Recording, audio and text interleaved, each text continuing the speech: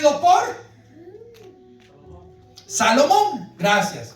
En el año 934 antes de Cristo. Luego vemos que este fue destruido por los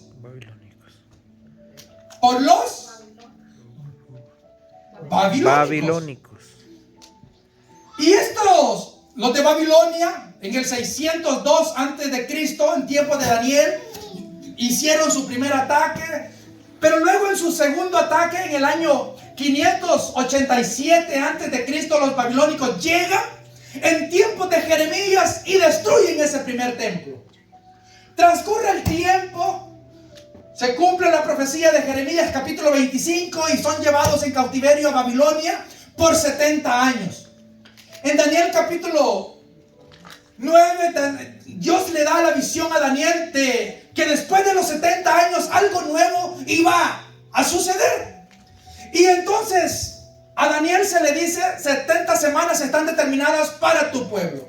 Y se le hace ver que la reconstrucción del templo precisamente sería en la época de Artajerjes, cuando se le permitiese al copero Nehemías, en la primera deportación hacia Jerusalén, en tiempos de Zorobabel, en tiempos del sacerdote Esdras y en tiempos de Nehemías. Y se reconstruye el segundo templo. Este segundo templo fue destruido por Nerón en el año 70 después de Cristo, en tiempos del emperador Vespasiano y del general Tito. Y se cumple lo que Jesús dice, que no quedaría piedra sobre piedra que no fuera derribado. Después de ahí los judíos fueron disparcidos por todo el mundo y desaparece Israel del mapa como nación. Se quedaron sin templo y se quedaron sin bandera. El segundo templo fue destruido. Pero ahora la profecía, tanto de Daniel como de Pablo a los tesalonicenses, se remonta para un evento futuro de un tercer templo. Porque para que el anticristo se haga pasar por Dios, tiene que haber un templo. Yes. Y para que se cumplan las palabras de Jesús de Daniel 9:27, donde dice: cuando miréis en el lugar santo la abominación desoladora que habló el profeta Daniel, el que lee entienda. Entonces, esta abominación significa un ser despreciable, un ser detestable. El anticristo que ha de surgir, pero para que surja tiene que haber un tercer templo. En la actualidad, aquí esto está hermoso, porque hay un lugar muy sagrado en una región que se llama la Mezquita de Omar, lo cual para los musulmanes es algo tan pero tan sagrado. Y los de Israel reclaman eso como de su pertenencia. Y en la parte de abajo de la Mezquita de Omar es ahí donde estaba el templo. Ellos reclaman como su territorio eso. Del 14 de mayo de 1948 a Israel se le permitió una vez más que se cumpliese la profecía de Isaías 66, que entre las cenizas en un solo día Israel habría de surgir. Amén. Y eso sucedió hace menos de un siglo, casi 70 años atrás. Es tan interesante poder ver cómo es que los judíos actualmente están aclamando a un líder. Y ese líder, que será el anticristo, traerá la paz que habla Apocalipsis capítulo 6.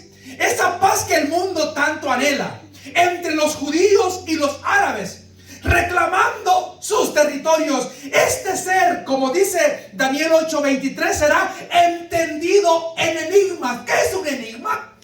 Son códigos difíciles de descifrar, que únicamente las personas más inteligentes únicamente pueden descifrar ciertos códigos. Por eso es que los que van a la NASA buscan de las personas más avanzadas en el ámbito del conocimiento. Entonces, este hombre será un grande estratega militar con la capacidad de resolver los diferentes problemas. Y continuamos viendo que se nos dice en 2 de Tesalonicenses capítulo 2, dice, gloria al Señor. 2 de Tesalonicenses capítulo 2 dice, se siente en el templo de Dios como Dios, haciéndose pasar por Dios. Habrá un momento en el cual se va a reconstruir el tercer templo, algo que ya las campanitas están sonando. ¿Me escuchó? Amén. Dice, ¿no os acordáis que cuando yo estaba con vosotros os decía esto? Y ahora vosotros sabéis lo que lo detiene a fin de que a su debido tiempo se manifieste. ¿Quién lo detiene en la actualidad? La iglesia. El Espíritu Santo opera en la actualidad en la iglesia. Amén. ¿Cuál es nuestro trabajo? Nuestro trabajo no es acabar con la humanidad, con la maldad que hay en la humanidad. El trabajo de la iglesia es evitar que el mundo se corrompa más de lo normal. Predica. Por lo tanto, cada vez que ganamos un alma para Cristo, Gloria a Dios. Santiago 5:20 dice que el que haga volver al pecador de su mal camino, cubrirá. Dice, librará su alma del infierno y cubrirá multitud de pecados. Dice, verso 7, porque ya está en acción el misterio de la iniquidad. Esta palabra iniquidad significa maldad.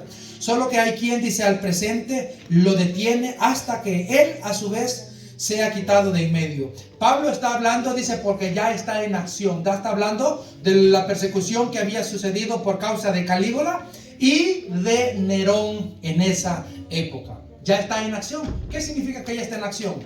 Que hay un espíritu malvado que desde ya está obrando en muchos reyes, en muchos líderes que odian a los cristianos, que desean que se acaben y miran a los cristianos como una plaga. Porque que el diablo es así, cuando entre más almas le están quitando, ¿verdad? Y el diablo dice Apocalipsis 12:12, ha venido a vosotros porque sabe que tiene poco tiempo. ¿Se levantará el anticristo? Sí. Apocalipsis capítulo 12 vimos. Apocalipsis capítulo 12 verso 3 dice que se levantó un gran dragón escarlata, y vi, dice, una señal en el cielo, un dragón, refiriéndose a Satanás, escarlata. El escarlata es color rojo, que tenía 7 cabezas y 10 cuernos. Las 7 cabezas representan los 7 imperios que han estado en la historia de la humanidad gobernando. El número 7 significa perfección o totalidad. ¿Cuáles son estos 7 imperios? Usted lo puede leer en Apocalipsis capítulo 17 versículo 9 en adelante, donde dice Juan que estas 7 reyes son 7 montes sobre los cuales se sientan la mujer. Dice que estos 7 reyes son 7 reyes. 5 habían caído. ¿Quiénes son estas 7 cabezas? Número 1, el imperio de los egipcios. 2, los babilónicos. 3, los asirios. 4, los medos persas. 5, el imperio greco. 6, uno era en tiempo de Juan, el imperio romano, y el 7º que aún no había venido, pero que en Apocalipsis capítulo 13 verso 1 vemos que surgirá. Lo interesante es que todo el poder y la autoridad de Satanás, que aparece como el dragón en Apocalipsis capítulo 12, ya en el capítulo 13 vemos que vi, dice Juan, me paré a la orilla del mar y vi subir del mar una bestia que tenía 7 cabezas y 10 cuernos. Porque el diablo le había dado todo su poder y su autoridad. ¿A quién? Al anticristo. Ahí está la simiente de Satanás. Lo que mencionamos de Génesis 3:15. Versículo 8. Y entonces se manifestará aquel inicuo, o sea, aquel hombre malo, perverso, a quien el Señor matará con el espíritu de su boca y destruirá con el resplandor de su venida. Aleluya. Estas palabras aparecen en Apocalipsis 19:9, donde habla de la segunda venida de Jesucristo. Apocalipsis 19:19. Inicuo, cuyo advenimiento, dice, es por obra de ¿quién? Satanás. ¿De Pancho Villa? ¿De quién dice? Satanás. De Satanás. El anticristo no va a ser Satanás. Satanás le dará su poder y su autoridad al anticristo. Lo veremos detenidamente más adelante cuando entremos a Apocalipsis, al estudio del libro de Apocalipsis. Dice, verso 10, y con todo engaño de iniquidad para los que se pierden, por cuanto no recibieron el amor de la verdad para ser salvos. Por esto Dios les envía un poder engañoso para que crean la mentira, a fin de que sean condenados todos los que no creyeron a la verdad, sino que se complacieron con la injusticia. Muchas veces, mis amados hermanos, cuando una persona no obedece a la voz de Dios e insiste en su pecado, hay un momento donde se le cauteriza la conciencia y ya no siente remordimiento, es más, siente que ya no es malo lo que hace. No siente que hay un espíritu de engaño en su mente. ¿Y cuántos dicen? Yo aquí como estoy, yo estoy bien. Y para ser como un hipócrita de esos que van a la iglesia, no, mejor aquí estoy bien. Ah, ¿verdad? Pero en los restaurantes también hay, y bien va a llenarse los cachetes. En el mall también hay, y bien va a comprarse sus mudadas. En el Ross y en todas las tiendas también hay hipócritas. ¿Y ahí por qué no va? En la iglesia vamos porque reconocemos que necesitamos. Aleluya. Cada día y sin Dios no somos nada. Sabemos que cada día necesitamos del Señor. Gracias, Así Señor. que mis hermanos, sigamos Dios le adelante bendiga. en el nombre de nuestro Señor Jesús. Por último, Apocalipsis, segunda de Tesalonicenses capítulo 3, vemos las exhortaciones del apóstol Pablo para que aquellos que pensaban que Cristo ya estaba por venir, que estaban acostados, diciendo, no, pues ya, si Jesús va a venir, pues para qué. La Biblia nos enseña que esperemos a Jesús como que Él viene hoy, pero sigamos nuestra vida con responsabilidad. Gloria a Porque Dios. en la vida no podemos dejar nuestras responsabilidades. Cristo viene, pero hay que trabajar. Hay biles que pagar. Hay que seguir adelante y perseverando en la obra del Señor. Porque hasta que Él venga, entonces se le va a olvidar a usted ya eso de andar pagando renta y pagar biles y pagar aquí y pagar allá. Habrá un momento en el cual estaremos por siempre en la presencia de nuestro Dios. Abrimos un espacio, si hay preguntas en este momento. Gloria a Jesús. Si hay preguntas, abrimos un espacio. Te adoramos, Jesús, por siempre.